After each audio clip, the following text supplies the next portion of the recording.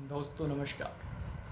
हमारा देश एक विचित्र देश है और यहाँ की राजनीति उससे विचित्र है और उस राजनीति से जो जुड़े हुए लोग हैं भारत के, या मैं यूँ कहूँ पूरे विश्व में, उनसे बड़ा मौसम वैज्ञानिक आपको कहीं दिखाई नहीं देगा। उनके पास हर समस्या का समाधान है। दोस्तों इस बात को आप यदि गंभीरता से लेंगे तो मेरी इस वाक्य का अर्थ आप समझ गए हो। दोस्तों देश की स्थिति ऐसी है कि यहाँ पर न जाने कब कोई नेता अपनी विचारधारा से उलट क्या काम करता। उनकी कोई निश्चित विचारधारा राजनीति के अंदर नहीं होती, ना ही कोई राष्ट्रवाद की निश्चित परिभाषा है, ना ही कोई विकासवाद की, और ना ही गठबंधनों का कोई अस्तित्व भारत के अंदर स्थायी तौर पर नजर आता है।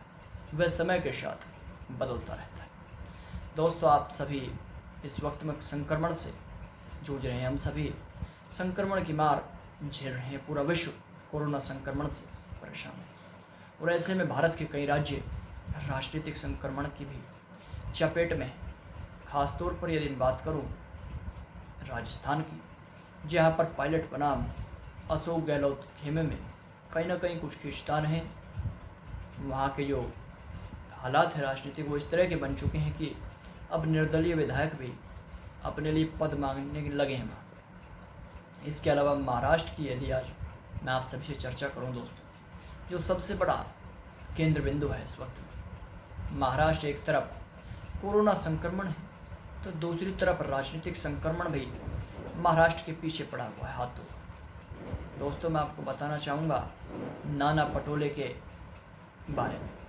नाना पटोले कांग्रेस के झंडे तले इस वक्त में, कांग्रेस के पैरों तले भाजपा को उखाड़ने का प्रयास कर रहे हैं। लगातार इस प्रयास में वो लगे हुए हैं किस तरीके से अपनी पार्टी का जनाधार मजबूत किया जाए। नाना पटोले ने, दोस्तों मैं आपको बताना चाहूँगा, ये बयान दिया था कि पार्टी अब क्षेत्रीय चुनाव में, चाहे वो पंचायत चुनाव हो या फिर अन्य चुनाव राज्य के भीतर, महाराष्ट्र के भीतर हो, अपनी पार्टी को मजबूत करने का प्रयास करें।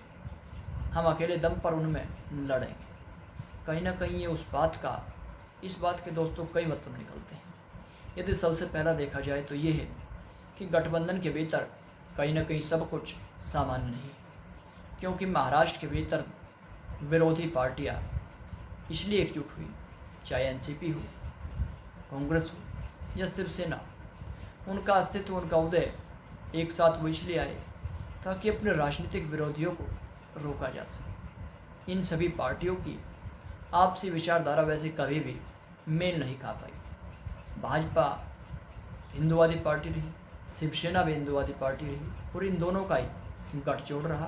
कांग्रेस के साथ कमोवेश कभी शिवसेना की बनी नहीं। अपने मुखपत्र सामना में तमाम तरह के आरोप कांग्रेस पर लगाए जाते रहे।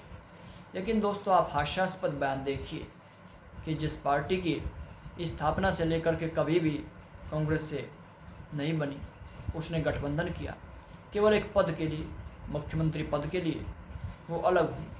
लेकिन दोस्तों उससे चिंताजनक बात जो सामने आ रही है कि अब इस गठबंधन में सब कुछ सामान्य नज़र नहीं आ रहा है।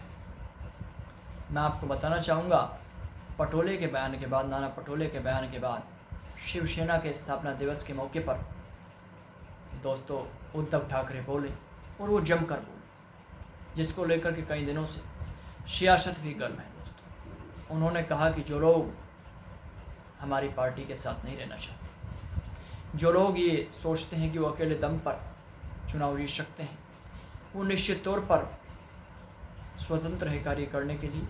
लेकिन कहीं ना कहीं शिवसेना का उन्होंने स्पष्ट तौर पर नाम नहीं लिया और बयान में ये भी कहा कि जो लोग तलवार नहीं उठा सकते, तलवार उठाने की जिनकी हिम्मत नहीं है, क्या वो अकेले चुनाव लड़ सकते हैं। इस पर नाना पटोले ने भी पलटवार किया। पटोले ने कहा कि उद्धव को स्पष्ट करना चाहिए। कहीं ना कहीं दोस्तों राज्य के हालात, राजनीतिक हालात इस बात की ओर इशारा कर रहे हैं कि जब दो विरोधी विचारधारा के लोग एक साथ आते हैं तो उनका मन मिल पाना काफ़ी मुश्किल है। और ऐसे में एनसीपी भी अपने ऊपर जो दाग लगे थे, जो दामन पर उसके दाग लगे थे, उसको धोने के लिए कहीं ना कहीं उसने महाराष्ट्र की सियासत में शिवसेना का साथ दिया ताकि मुख्यमंत्री के जरिए उन तमाम दागों को वो अपने दामन से धो सके। लेकिन स्थिति अब बिल्कुल उलट होती चली जा रही है और कांग्रेस के लिए सबसे चिंताजनक बात है। कांग्रेस दोस्तों देश की सबसे पुरानी पार्टी रही, उसका अस्तित्व सबसे अधिक समय तक देश की राजनीति में सबसे मजबूत रहा, केंद्र की सत्ता पर उसका सर्वाधिक लंबे वक्त तक कब्जा रहा।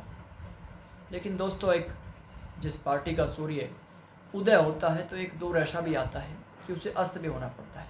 यदि सुबह को सूर्य निकलता है तो शाम को अस्त भी होता है, छिपता भी।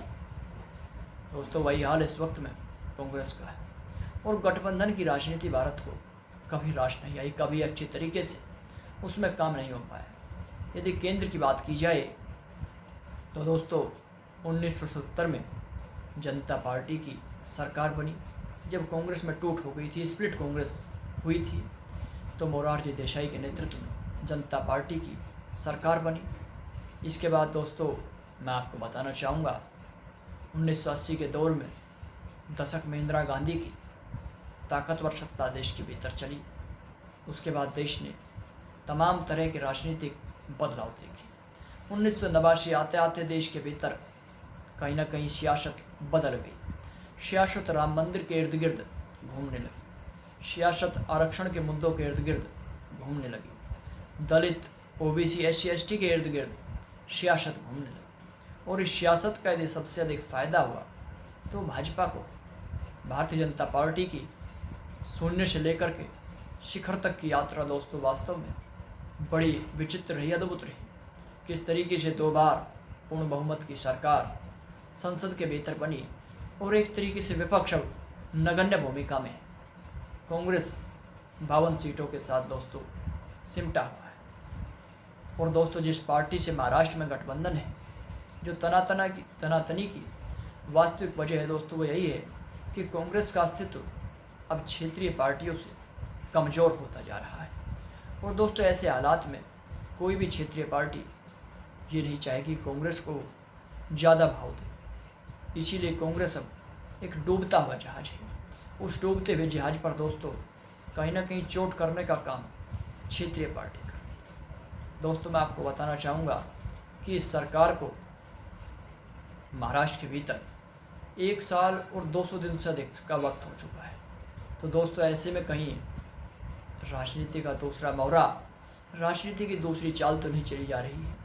कहीं अंदर खाने भाजपा इस प्रयास में नहीं है कि महाराष्ट्र के भीतर भी सत्ता में वापसी की जाए, सत्ता में अपनी भागीदारी दर्ज कराई जाए। क्योंकि दोस्तों जैसा आप सभी जानते हैं कि विधानसभा चुनाव से पहले भाजपा और शिवसेना का गठबंधन था और उस गठबंधन में जैसा कि शिवसेना नेताओं ने कहा कि 50-50 के फॉर्मूले पर दोनों पार्टियां सहमत थी, यानी कि मुख्यमंत्री 2.5 साल के लिए बनना था। लेकिन आरोप ये लगाया कि भाजपा मुकर गई। कहीं दोस्तों उद्धव ठाकरे ईडी और सीबीआई के शिकंजे से बचाने के लिए अपनी पार्टी को भाजपा के पाले में तो नहीं जाने वाले हैं। और दोस्तों मैं आपको बताना चाहूँगा प्रताप सरनाइक जो शिवसेना के विधायक हैं, उन्होंने इस बात को और पुष्ट कर दिया और मजबूत करने का कार्य किया है। उन्होंने कहा कि उद्धव ठाकरे को अब प्रधानमंत्री मोदी के संपर्क में जाना चाहिए, प्रधानमंत्री मोदी के पाले में उन्हें जाने की ज़रूरत है। कहीं ना कहीं ये इशारा दूसरी ओर कर रहा है दोस्तों। राजनीतिक विरोधी जब एक हुए थे तब वक्त दूसरा था, जब इच्छा ये थी कि सत्ता के शीर्ष पर मुख्यमंत्री का मलाईदार पद कैसे प्राप्त किया जाए। अब उस पद का आप टेस्ट चख चुके हैं, तो अब कहीं ना कहीं ईडी और सीबीआई से बचने के लिए, अपनी पार्टी को बचाने के लिए ऐसा भी हो सकता है कि अंदर खाने कुछ लोग ये चाह रहे हो कि अब गठबंधन से हटा जाए, अलग हो जाए। और ऐसे लोग जो विधायक ने जिस तरीके से बयान दिया, कहीं ना कहीं उन पर मनी लॉन्ड्रिंग का केस चल रहा है, उन पर जांच चल रही है ईडी की। ऐसे में वो ये चाहेंगे कि किसी न किसी तरीके से खुद को राजनीतिक संरक्षण में आगे बढ़ाया जाए। इसीलिए इस तरह का बयान दोस्तों मेरे विचार में दिया गया है। राजनीतिक अस्थिरता के पीछे कई सारे तत्व शामिल हो सकते हैं। ऐसा भी हो सकता है कि जो चीज़ हमें पर्दे के पीछे दिखाई नहीं दे रही है, वही इस राजनीतिक विरोध का असली कारण हो, कहीं पर निगाहें कहीं पर निशाने वाली बात साबित हो सकती है। कहीं ना कहीं दोस्तों महाराष्ट्र की जनता के साथ, महाराष्ट्र के लोगों की भावनाओं के साथ खिलवाड़ होगा, एक बहुत बड़ा धोखा होगा और लोकतंत्र का अपमान होगा। दोस्तों लोकतंत्र में जनता इसलिए अपने प्रतिनिधियों को चुनती है ताकि उनके विकास के लिए कुछ कार्य किया जा सके, लेकिन दोस्तों ऐसा नहीं होता, होता है तो केवल नेताओं का विकास। मैं उम्मीद करता हूं दोस्तों कि महाराष्ट्र की सियासत उस रंग में ना रंगे, महाराष्ट्र में सब कुछ सामान्य तरीके से चले और इस सियासत की भेंट महाराष्ट्र की जनता ना चढ़े। नमस्कार दोस्तों, मेरे इस वीडियो में इतना ही।